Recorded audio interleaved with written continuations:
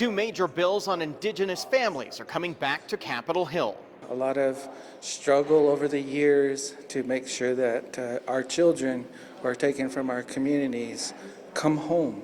I'm Ben Winslow on the Hill. The bills deal with where Native American children are placed when it comes to foster care or custody issues, and oversight of law enforcement when it comes to missing and murdered Indigenous people. Aye.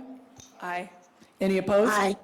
A unanimous vote from the Utah State Legislature's Native American Legislative Liaison Committee for a bill designed to keep Indigenous families together. How we go about when a child is taken out of the home, or how do we make sure that a child stays within their tribal community, and making sure that we're aware of the cultural dynamics. The bill has struggled to get through the legislature for years now, despite a lot of political support.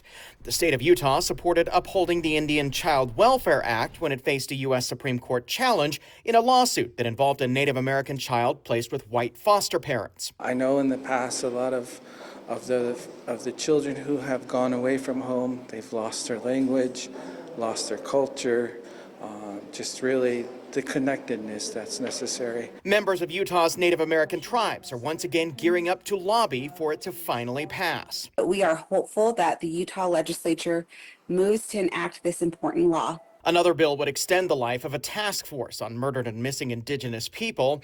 Utah ranks as one of the worst states in America for women and girls from tribal communities going missing and being killed. And I believe that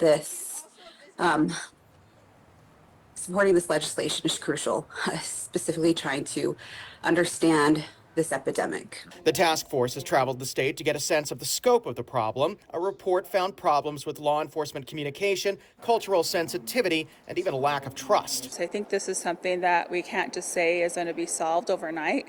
This is a continued issue that we have to work on. But the House Minority Leader says she believes they are making progress on unsolved crimes. It's going to be a case-by-case piece, but I think people are stepping it up because they have more awareness, and we, the legislature, are watching them, and we're going to hold them accountable. The bills will be heard when the Utah State Legislature begins meeting in January.